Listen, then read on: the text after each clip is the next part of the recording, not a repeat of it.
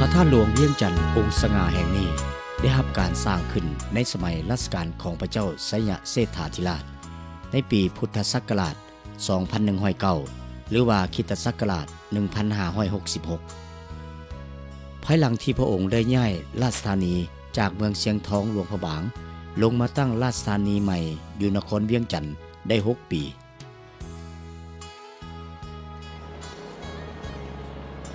หลังจากสร้างสำเร็จแล้วพระเจ้าไสยเศรษฐาได้ทรงพระนามพระธาตุองค์ใหม่ที่สร้างสำเร็จแล้วว่าเจดีย์โลกจุลมณีซึ่งหลักฐานดังกล่าวยังปรากฏให้เห็นในแผ่นศิลาจารึกที่บ่งบอกถึงชื่อพระธาตุรวมทั้งวันเดือนปีสร้าง องค์กษัตริย์ผู้นำพาก่อสร้างและพระบรมสารีริกธาตุที่บรรจุในองค์พระธาตุแต่คนทั้งหลายในปัจจุบันนิยมเอิ้นว่าพระธาตุหลวงตามรูปลักษณะของพระธาตุที่มีความใหญ่สูงสีฟ้าเป็นเศรษฐสัตว์แผ่ปารมีแห่งความร่มเย็นเป็นสุขให้ปวงชนลาวทั้งชาติพระธาตุหลวงตั้งอยู่ทางด้านทิศตะวันออกของนครหลวงเวียงจันทน์ห่างจากประตูไซไปตามถนน23 สิงหาประมาณ 4 กิโลเมตรโดยผ่านเขตบ้านโพนไซและหนองบอนแล้วจึงฮอดพระธาตุหลวง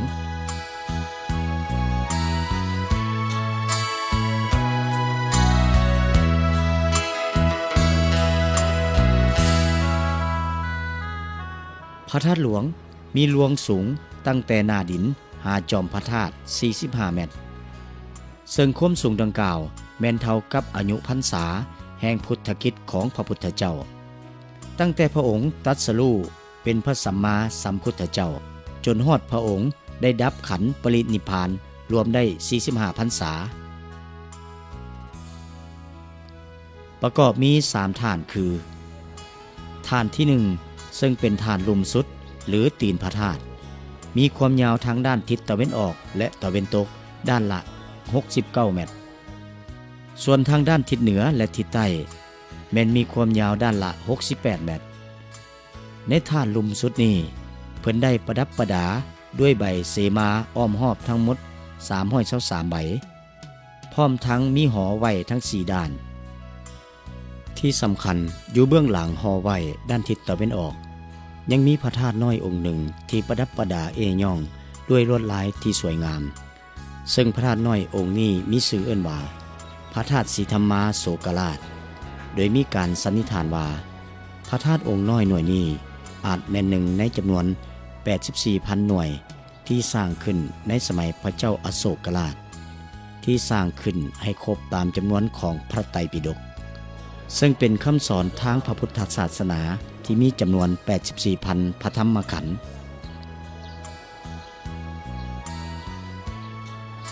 และในฐานลุ่มนี้เพิ่นเปรียบเทียบใส่กับโลกธาตุแห่งสั้นกามาวจร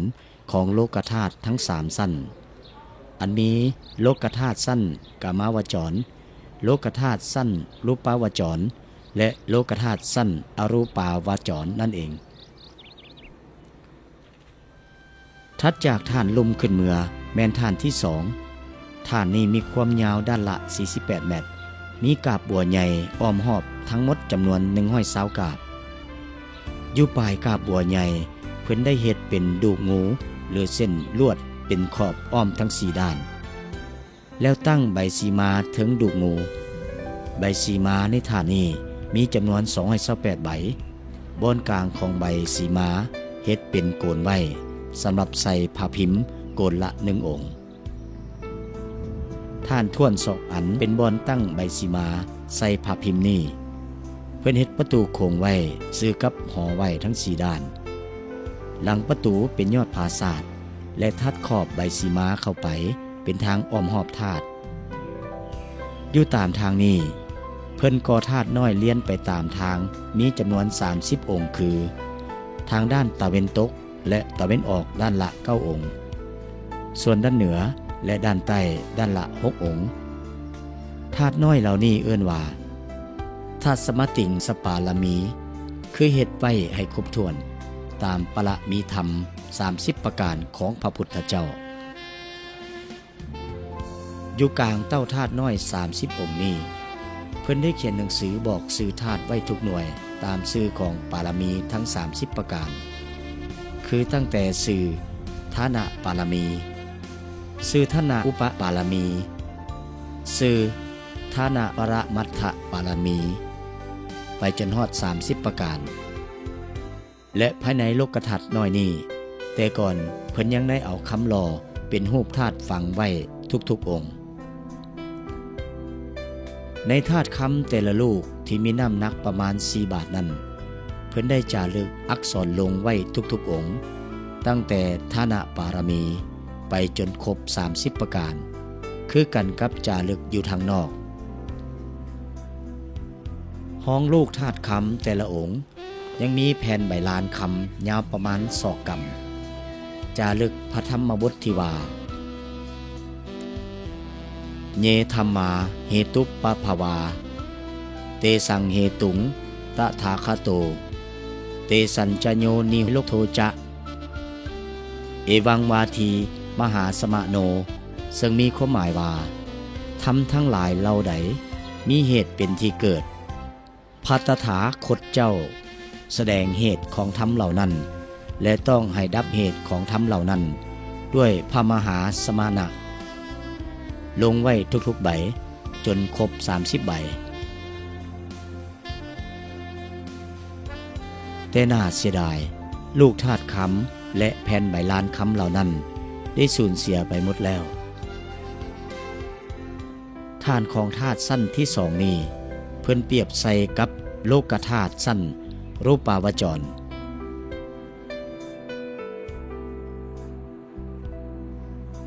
ต่อจากฐาน2ขึ้นไปอีกแม้นฐานที่3ซึ่งเป็นฐานสุดท้ายฐานนี้กว้างด้านละ30เมตรเต้าของฐาน3นี้เป็นรูปหลังเตาหรือรูปโอคว่ำเป็นฐานตีนของยอดพระธาตุที่เป็นรูปสี่เหลี่ยมอ้อมด้วยกาบดอกบัวใหญ่ซึ่งมีปลายกาบพร้อมบานออกถัดจากกาบดอกบัวขึ้นไปเป็นเต้าอีกเต้าหนึ่งจึงมีผักเป็นรูปโบกคว่ำโบกหงายซ่อนกันถัดโบกหงายขึ้นไปเป็นผักเต้าสวยเข้าอีกแล้วจึงมีแอวขันถัดแอวขันขึ้นไปเป็นเต้าจอมธาตุเต้านี่เป็นรูปสี่เหลี่ยมต่อจากเต้านี่แม่นยอดพระธาตุอันเป็นรูปสวยคือหมากปีแต่หากเป็นรูปสี่เหลี่ยมยอดพระธาตุนี้โบราณเอิ้นว่าดวงปีอยู่เทิงดวงปีจึงแม่นเศรษฐสัตว์อันเป็นบอนสุดท้ายของพระธาตุท่านท่วน3นี้เพิ่นเปรียบใส่กับโลกธาตุสั้นอรูปาวจร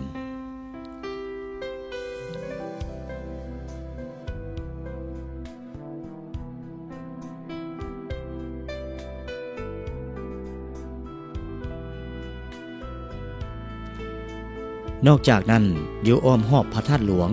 เพิ่นยังสร้างกรมเรียนและมีประตูเข้าทั้ง4ด้านที่สร้างไว้ในสมัยของพระเจ้าอนุวงศ์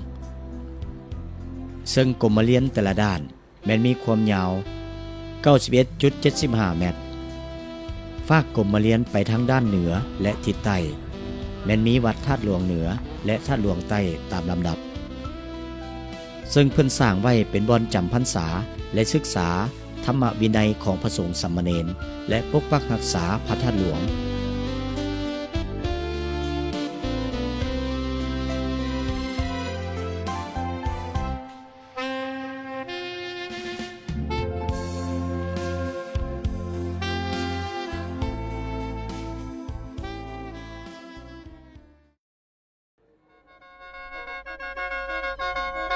เมื่ออิงตามตำนานของหนังสืออุลังคธาตุแล้วพระธาตุหลวงเวียงจันทน์แม้ได้รับการก่อสร้างขึ้นครั้งทำอิฐเมื่อปีพุทธศักราช236หรือก่อนคริสตศักราช307ปีในสมัยพญาจันทบุรีประสิทธิศักดิ์เจ้าของนครเวียงจันทน์คนทำอิฐเป็นผู้นำพาก่อสร้างขึ้นเพื่อบรรจุพระบรมสารีริกธาตุที่เป็นกระดูกหัวเนาหรือว่ากระดูกขมมของพระพุทธเจ้าคำว่าหัวเน่านั้นมันบางท่านแล้วก็จะอธิบายบ่คือกัน บางท่านก็เข้าใจต่างกันแต่ข้าพเจ้าจะขอชี้แจงตื้มเกี่ยวกับคำว่ากระดูกหัวเน่าของพระพุทธเจ้านั้นบางท่านก็เข้าใจว่ามันกระดูกหัวบางท่านก็เข้าใจว่ากระดูกผม เพราะว่าอันนี้มันอิงตามปึ้มประวัติที่นักคนคั่วเพิ่นเขียนมาหลายท่านเนาะแต่ว่าเฉพาะภาษาบาลีสันสกฤตที่เพิ่นเขียนไว้โดยเฉพาะแม่นอยู่ในคำไว้ของพระธาตุหลวงปัจจุบันนี้หันเนาะคำว่ากระดูกหัวเน่าหันอยู่ในหันเพิ่นเขียนไว้ว่าสินะคุยหัสสะหมายถึงว่าสินะคุยหัสสะนี่เมนกระดูกหัวเน่าแปลเป็นภาษาคำว่าแปลออกมาคำว่าหัวเน่านั้นหันเมนกระดูกขมุมเบาขอโทษว่าง่ายๆเนาะกระดูกเชิงกลางบางคนมันจะเขียนกระดูกเชิงกลางนี้บางคนอาจจะบ่เข้าใจว่ากระดูกเชิงกลางมันก็คือกระดูกตัวใด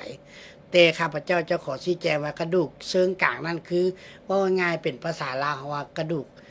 ขมุมเนาะหรือว่าสินะคุยหัสสะแต่นิยมเว้ากันว่ากระดูกหัวเน่าของพระพุทธเจ้าคำว่าหัวเน่านั้นเป็นศัพท์ภาษาลาวเดิมนะ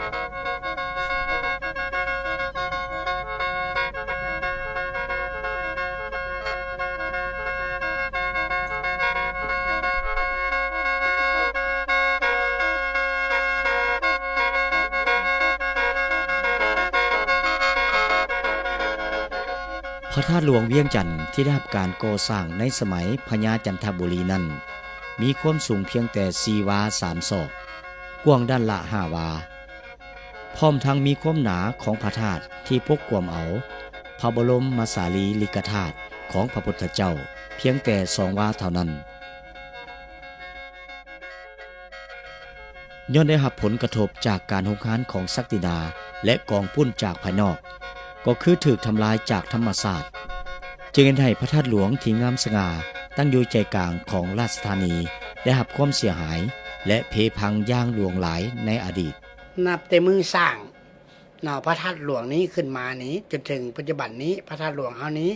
ถือว่าถูกทำลายเนาะครั้งใหญ่ๆนี่ได้ถึง6 ครั้งและครั้งที่1ถูกทำลายในปีคศ1574เอิ้นว่าเวลานั้นเอิ้นว่าศึกพม่าเนาะเข้ามาหาลาวแต่ลาวเฮาหันก็ถือว่าแม่นตกอยู่ในสมัยของพญาแสนสุรินทร์ทะลือไสเนาะและครั้งที่2คศ1779อันนี้แม่นสงครามสยามประเทศผู้นำลาวเฮาในสมัยนั้นก็ถือว่าแม่นพระเจ้าสิริบุญญสารเนาะและครั้งที่3นี้ก็1827ก็ถือว่าสงครามสยามประเทศครั้งที่2เนาะในสมัยของเจ้าอนุวงศ์และครั้งที่4แม่นคศ1873อันนี้แม่นตกมาสมัยจีนฮ้อก็ได้เข้าทำลายมางเพเหมือนกันกระสั้นครั้งที่5นี้1896ก็ถือว่าพระธาตุหลวงของพวกเขานี่ก็ถูกฟ้าผ่าเนาะถือว่าเฮ็ดให้ยอดของพระธาตุหลวงนั้นก็ถือว่ามีการแตกหักพังลงดังที่พวกเขาเห็นอยู่ในภาพเนาะกระชั้นครั้งสุดท้ายนี้1976ก็ถูกฟ้าผ่าอีกแต่ย้อนความศักดิ์สิทธิ์และความมีศรัทธาอันแห่งกล้าของประชาชนลาวบรรดาเผ่าที่มีต่อพระธาตุหลวงดังนั้นจึงเฮ็ดให้พระธาตุหลวงได้รับการปัวแปลงฟื้นฟูและปกปักรักษาสืบต่อกันมาหลายยุคหลายสมัยจนถึงปัจจุบันนี้แต่ว่าเคียงคู่กับการถูกทำลายนั้นก็มีการบูรณะปฏิสังขรณ์มาเป็นลำดับแต่อดีตจนถึงปัจจุบันเรื่องครั้งที่1ถือว่าการบูรณะปฏิสังขรณ์พระธาตุหลวงนี้มันในปี18คศ1819เนาะในสมัยเจ้าอนุวงศ์เพิ่นก็ได้มาบูรณะปฏิสังขรณ์และก็สร้างกรมเรียนในอ้อมรอบของพระธาตุหลวงในเมื่อก่อนหมายถึงว่าจะบ่ทันมีกรมเรียนเนาะแล้วตกมาฮอดปีคศ1900ขสั้นยอดที่ถูกฟ้าผ่าหันเนาะก็เลยถูกบูรณะปฏิสังขรณ์คืนเนาะโดยแม่นฝรั่งเข้ามาปกครองลาวแต่การบูรณะนั้นแม่นบ่ถูกตาม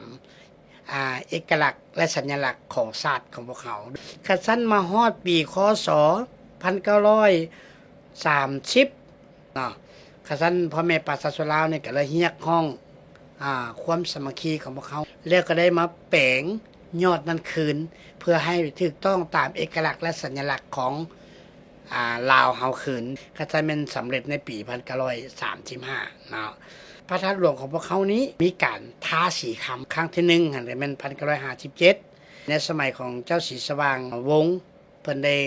ทาสีคำตั้งแต่ยอดนั้นขึ้นเมื่อหาปลายทาสีครั้งที่20ในปี1993แม่นทาสีตั้งแต่ตัวองค์พระธาตุนั้นขึ้นไปหายอดครั้งล่าสุดเป็นปี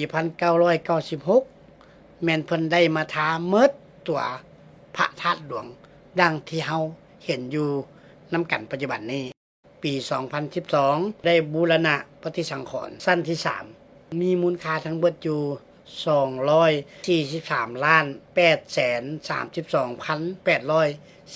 243,832,840 กีบโดยการนำใช้ทุนของวิชาการของพวกเขานี้โดยเฉพาะก็ไม่ได้มาจากการขายบัตรเข้าชม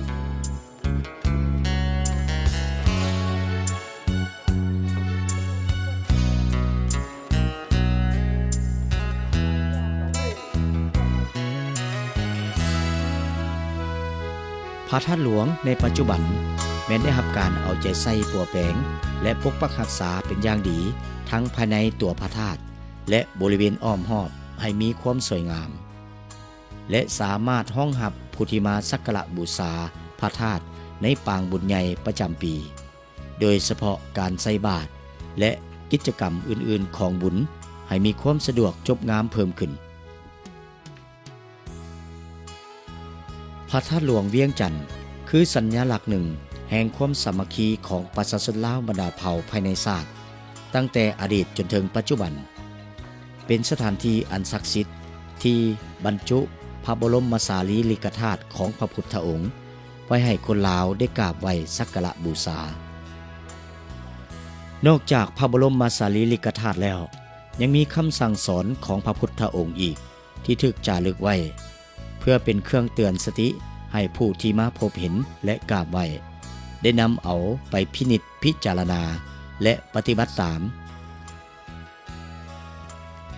แต่ในทางศิลปะโบราณคดีแล้วพระธาตุหลวงเปรียบเหมือนศูนย์รวมแห่งศิลปะลาวล้านสร้าง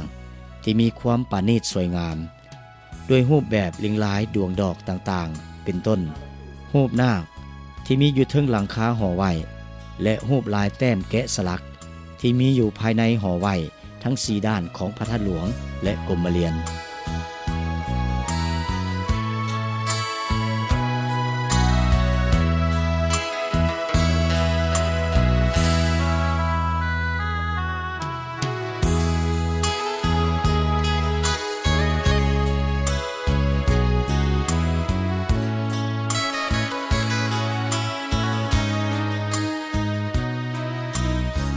พระธาตุหลวงเวียงจันทน์มีความสำคัญต่อคนลาว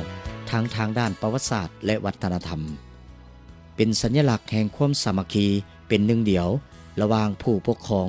และประชาชนลาวบรรดาเผ่าในการสร้างบ้านแปลงเมืองให้มีความรุ่งเรืองศรีวิไลทั้งทางด้านเศรษฐกิจและวัฒนธรรมดังนั้นในทุกปีประชาชนลาวบรรดาเผ่า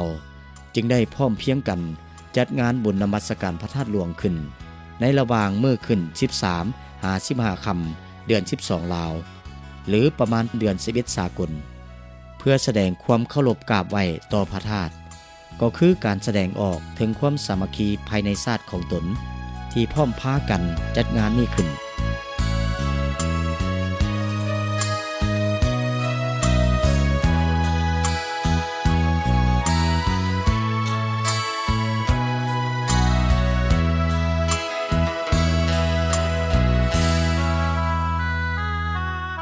ซึ่งงานเริ่มด้วยการแห่ปราสาทเพิ่งอยู่ที่วัดศรีเมืองในตอนค่ำเมื่อขึ้น13ค่ำก่อนต่อมาในตอนบ่ายของเมื่อขึ้น14ค่ำก็จะมีการแห่ปราสาทเพิ่งมาพระธาตุหลวงการแห่ปราสาทเพิ่งในงานบุญนมัสการพระธาตุหลวงเป็นพิธีกรรมหนึ่งที่ได้รับความนิยม และแห่งศรัทธาจากมวลมหาชนเข้าร่วมอย่างหลวงหลายที่มาจากภาคส่วนต่างๆของสังคมที่อยู่ภายในนครหลวงเวียงจันทน์และต่างแขวงก็คือต่างประเทศต่างก็มีจิตแห่งความปรารถนาเดียวกันคือสามัคคีพร้อมเพรียงกันแห่พระศาสตร์เพิ่งมาบูชาพระธาตุหลวง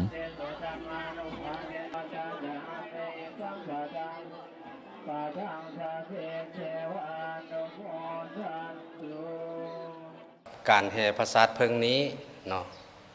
ก็มีมาแต่สมัยโบราณกาลซึ่งเป็นฮิตของประเพณีอันหนึงที่ชาวลาวของพวกเฮาบ่ได้ละฮิตให้หมองบ่ละของให้เศร้าเมื่อฮอดถึงยามบุญพระธาตุหลวงมาแล้วเราก็ได้เฮ็ดพิธีแห่พระศาสตร์เพิ่งเป็นแบบอย่างให้พวกเฮาได้เห็นเกี่ยวกับการเต้าโฮมความสามัคคีระหว่างกลุ่มก้อนเดียวกันฉะนั้นเพิ่งจึงเฮ็ดให้เฮาเห็นรูปแบบในการสามัคคีซึ่งกันและกันถึงว่าเพิ่งสิเป็นตัวน้อยมีกำลังน้อยแต่มันก็มีความสามัคคีเต้าโฮมกันเป็นพลังอันยิ่งใหญ่แล้วก็เฮ็ดเฮือนเฮ็ดหังซอกหาสิ่งที่ต้องการเป็นน้ำหวานมาเต้าโฮมสร้างแปลงห่วงหังให้ใหญ่ขึ้นได้อันนั้นก็แสดงให้เห็นถึงกองกำลังประชาชนลาวภาครัฐก็เช่นเดียวกันถ้าขาดความสามัคคีพลังหรือกองกำลังของเฮาก็จะลดน้อยถอยลงถ้าว่าเฮามีความสามัคคีคือกับเพิ่งกองกำลังแห่งงานหรือสิ่งที่เฮาต้องการอยากจะเฮ็ดก็จะบรรลุผลเส้นตัวอย่างเพิ่นได้เต้าโฮมก้อนกำลังสามัคคีปลดปล่อยประเทศชาติอันนั้นก็ถือว่าภาครัฐ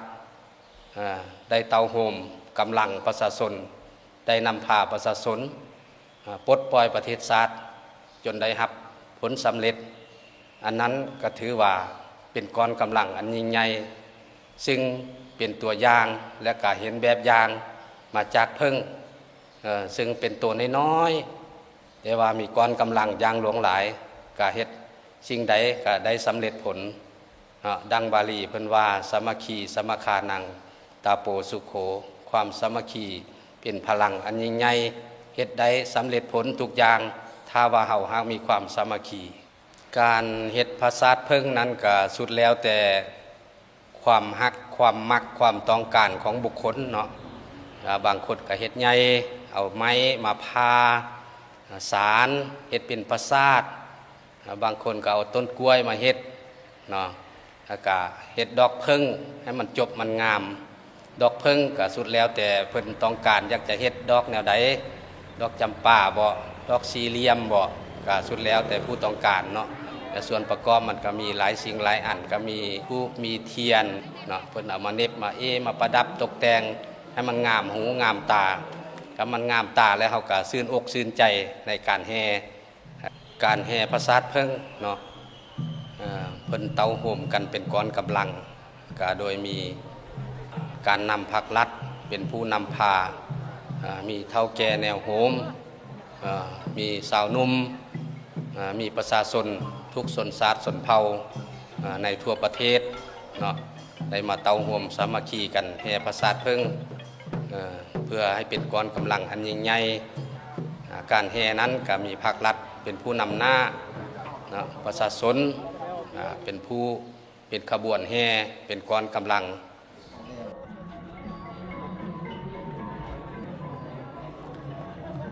เมื่อแห่พระศาสตร์เพิ่งถึงพระธาตุหลวงแล้วก็จะมีการแห่อ้อมพระธาตุ3 รอบก่อนจะมีการถวายพระศาสตร์เพิ่งและบูชาพระธาตุตามลำดับ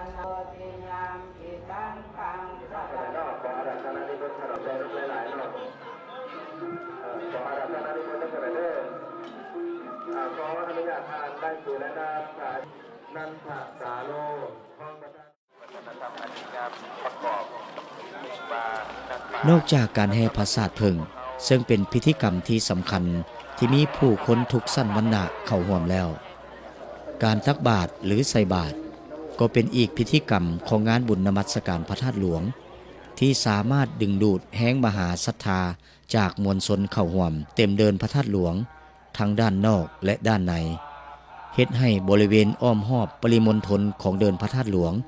เต็มไปด้วยกลิ่นอายและภาพแห่งมหาทานของการให้เป็นต้นมีการให้ธรรมทานและวัตถุทานพิธีใส่บาตรอยู่เดินพระธาตุหลวงแม้นจัดขึ้นในตอนเช้าของมื้อขึ้น15ค่ำพิธีจะเริ่มด้วยการไหว้พระรับศีลถวายทานแล้วใส่บาตรด้วยปัจจัยต่างๆที่เกี่ยวมาและกล่าวคำถวายไปแล้วนั่นปอนลงใส่บาตรให้แก่พระสงฆ์สามเณรที่มาจากวัดต่างๆภายในนครหลวงเวียงจันทน์และต่างแขวงซึ่งพิธีใส่บาตรในบุญพระธาตุหลวงเวียงจันทน์เป็นพิธีกรรมอันหนึ่งที่สำคัญในการรักษาไว้ซึ่งฮิตคองประเพณีอันดีงามของศาสตร์โดยเฉพาะการนุ่งถืออาภรณ์เพศของหญิงลาวที่นุ่งสิ้นเบียงแพใส่บาตรด้วยกิริยาสุภาพอ่อนน้อมซึ่งเป็นภาพที่สร้างความประทับใจให้แก่ผู้ได้มาพบเห็นถึงความสวยงามของหญิงลาวที่งามทั้งจิตใจและกายา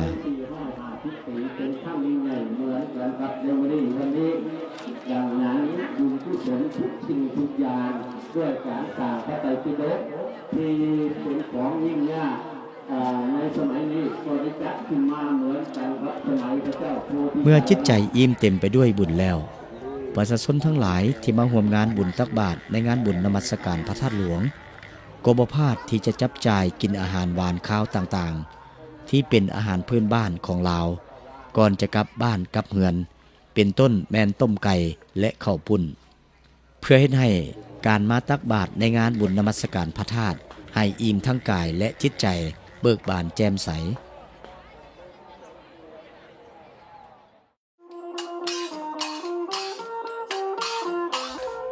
อีกอย่างหนึ่งที่ขาดบ่ได้ในงานบุญนมัสการพระธาตุหลวงในทุกๆปีก็คือกีฬาตีคีซึ่งเป็นกีฬาพื้นเมืองของลาวเฮาที่จัดให้มีการแข่งขันกันในตอนบ่ายของมื้อวันเพ็ญ15ค่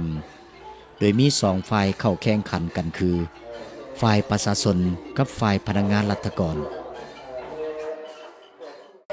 เวลาที่เข้ามาเนี่ยแม่นดันบุรีจักรวยเป็นผู้ประกาศข่าวให้มาเฉลิมฉลองพระธาตุหลวงท่านจังน่ะเพราะฉะนั้นตะกี้มันบ่มีหยังก็สิได้มาเฉลิมฉลองจะได้เอากีฬาตีขี้นี่เข้ามากีฬาตีคีเป็นกีฬาหนึ่งที่สำคัญที่แสดงให้เห็นถึงเอกลักษณ์เฉพาะของกีฬาพื้นเมืองลาวการออกกำลังกายเป็นหมู่คณะและความสามัคคีของผู้ลงแข่งขันนอกนั้นกีฬาตีคียังเป็นสัญลักษณ์หนึ่งแห่งความสามัคคีกันระหว่างพนักงานราชการกับประชาชนที่ลงแข่งขันกันด้วยน้ำใจนักกีฬาซึ่งผลของการแข่งขันจะเป็นการทำนายถึงโชคชะตาของบ้านเมืองโดยเฉพาะถ้าหากฝ่ายประชาชนชนะแล้วบ้านเมืองจะมีความอยู่เย็นเป็นสุขอุดมสมบูรณ์ด้วยผลปลูกต่างๆที่งอกงาม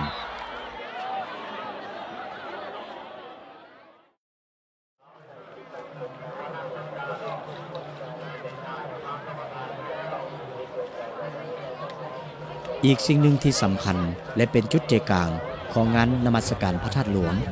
ก็คือการเวียนเทียนอ้อมรอบองค์พระธาตุหลวง3รอบเพื่อแสดงความเคารพกราบไหว้บูชาต่อองค์พระธาตุโดยมีพระเถรานุเถระการนำผักหลัดและประชาชนเข้าร่วมอย่างหลวงหลายเฮ็ดให้บริเวณอ้อมรอบองค์พระธาตุเต็มไปด้วยแสงเทียนแห่งศรัทธาพาให้พระธาตุหลวงองค์ศักดิ์สิทธิ์ของคนลาวชาติลาวยิ่งเพิ่มพลังแห่งมหาศรัทธายิ่งขึ้น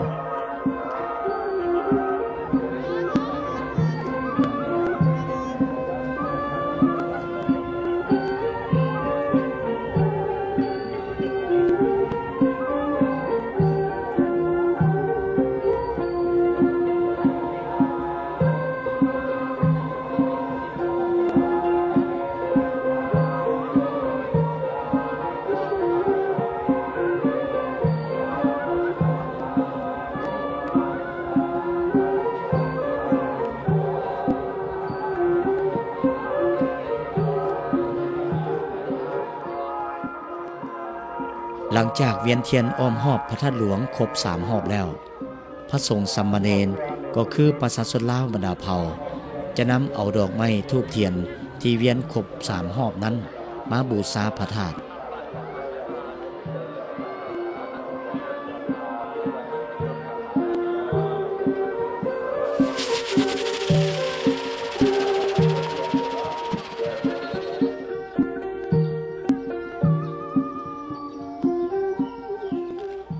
นอกจากการแห่ผาสาดเพิ่งตักบาตรตีคีและเวียนเทียนที่ถือว่าเป็นพิธีกรรมหลักของงานบุญนมัสการพระธาตุหลวงในแต่ละปีตั้งแต่อดีตจนถึงปัจจุบันยังมีงานตลาดนัดบุญนมัสการพระธาตุหลวงเพื่อเป็นการแสดงออกและสะท้อนให้เห็นถึงการพัฒนาเศรษฐกิจสังคมของประเทศในระยะเกือบ1 ปีผ่านมาและทั้งเป็นโอกาสอำนวยให้แก่ประชาชนในเขตแขวงต่างๆได้มีโอกาสนำเอาผลิตภัณฑ์ของตนมาวางแสดงและจำหน่ายในงานให้แขกทั้งภายในและต่างประเทศที่มาเที่ยวชมบุญนมัสการพระธาตุหลวงได้มีโอกาสจับจ่ายซื้อขายพร้อมเดียวกับงานตลาดนัดแล้วยังมีงานแสดงศิลปะวรรณคดีของลาวสร้างความบันเทิงและมวลซื่นให้แก่ผู้มาเที่ยวงานอีกด้วย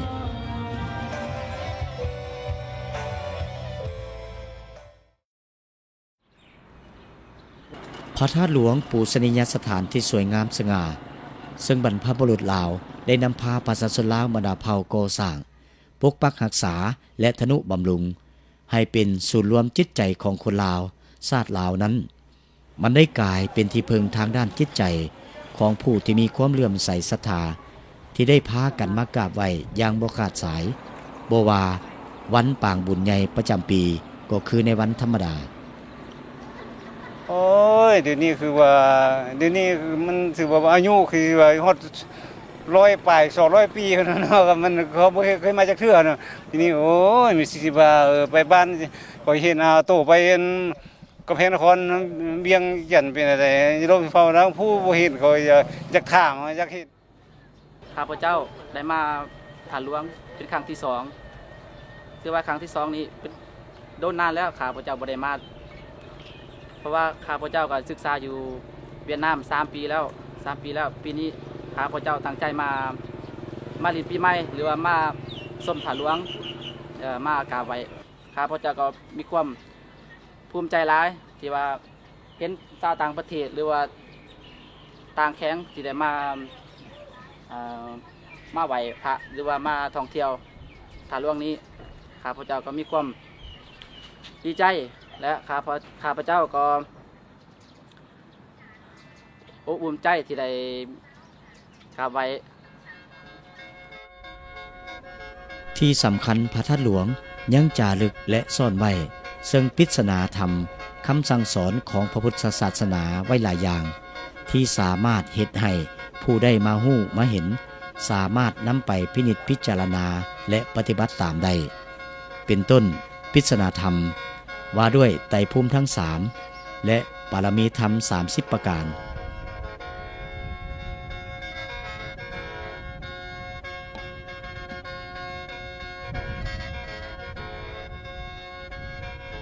พร้อมเดียวกันนั้นพระธาตุหลวงเวียงจันทน์ยังแสดงให้คนรุ่นหลังได้รับรู้ถึงศิลปะโบราณคดีที่เก่าแก่ที่คงไว้ซึ่งความงามและปราณีตของตระกูลสร้างลาวล้านสร้างอีกด้วย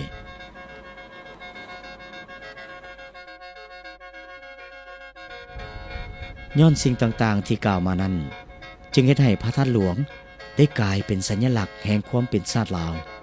ซึ่งภาพของพระธาตุหลวงจะปรากฏให้เห็นในบรรดาเครื่องหมายต่างๆที่บ่งบอกถึงความเป็นชาติลาวบ่ว่าจะเป็นเครื่องหมายชาติก็คือเครื่องหมายอื่นๆ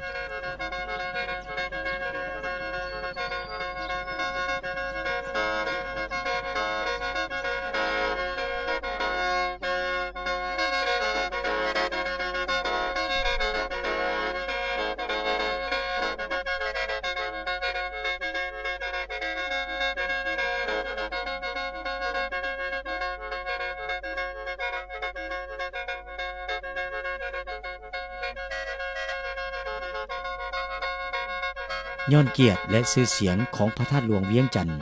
ที่มีมาได้หลายศตวรรษที่แผ่ขยายไปทั่ว ทิศนุทิศทั้งภายในและต่างประเทศ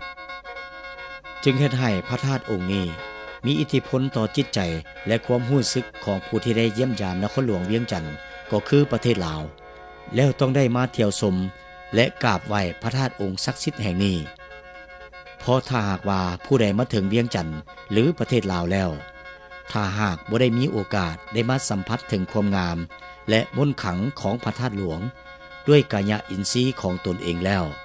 คือกับว่าบ่ได้มาฮอดนครหลวงเวียงจันทน์หรือประเทศลาวมาที่เวียงจันทน์จิตก็ปรารถนาที่จะได้มากราบพระธาตุหลวงซึ่งเป็นสถานที่ศักดิ์สิทธิ์เป็นที่เคารพสักการะของชาวลาวเมื่อมาได้มากราบไหว้ท่านก็รู้สึกว่าประทับใจก็มีความสุขสงบร่มเย็นครับทุกครั้งที่มาเยี่ยมเยียนประเทศลาวก็จะมาไหว้พระธาตุหลวงซึ่งเป็นที่เคารพสักการะของประชาชนชาวลาวและคนไทยในฐานะที่เป็นสิ่งที่ศักดิ์สิทธิ์นะครับผมก็จะต้องมาเมื่อมาลาวครั้งใดก็จะต้องมากราบสักการะพระธาตุหลวงทุกทีแล้วเวลาเมื่อไรก็ตามที่มีพระธาตุหลวงมีงานประจำปีเราก็คนไทยก็จะได้เห็นได้ชื่นชมเหมือนกับพี่น้องชาวลาวที่ชื่นชมบารมีของพระบรมสารีริกธาตุของสมเด็จพระสัมมาสัมพุทธเจ้าที่ประดิษฐานอยู่ที่พระธาตุหลวงนี้เพราะฉะนั้นวันนี้มีโอกาสก็ได้พาลูกชายมาครั้งแรกผมมาเกือบ10 ครั้งแล้วครับทุกครั้งก็จะมากราบพระธาตุหลวงอยู่เพราะว่าถือว่าเป็นสิ่งศักดิ์สิทธิ์เมนหลักสำคัญที่มาวันนี้ก็คือว่าจะต้องมาไหว้สิ่งศักดิ์สิทธิ์ซึ่งเป็นที่หลักของชาวลาวที่เคารพทุกคนก็คือพระธาตุหลวงเพราะฉะนั้นวันนี้ก็รู้สึกเมื่อกราบแล้วก็รู้สึกปลื้มปิติและขอทำให้รู้สึกว่ามีความสุข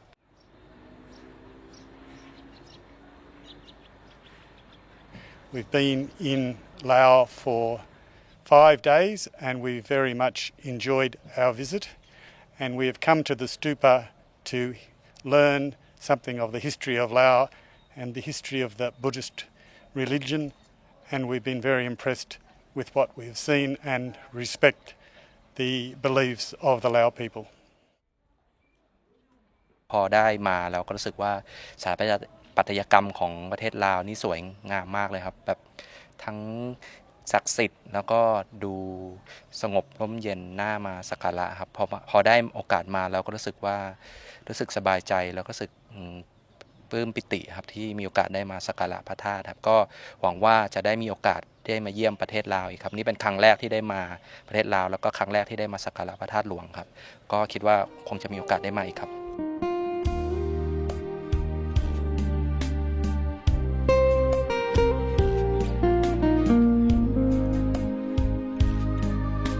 ย้อนความศักดิ์สิทธิ์ที่มีมนต์ขลังที่เฮ็ดให้ผู้คนอยากมาพบมาเห็นและสัมผัสด้วยตนเองจึงเฮ็ดให้พระธาตุหลวงได้กลายเป็นสถานที่หนึ่งที่บ่งบอกถึงความเป็นชาติลาวที่เปรียบเหมือนทูตวัฒนธรรมของชาติลาวที่แขกผู้มาหยามต้องได้ไปเยี่ยมชม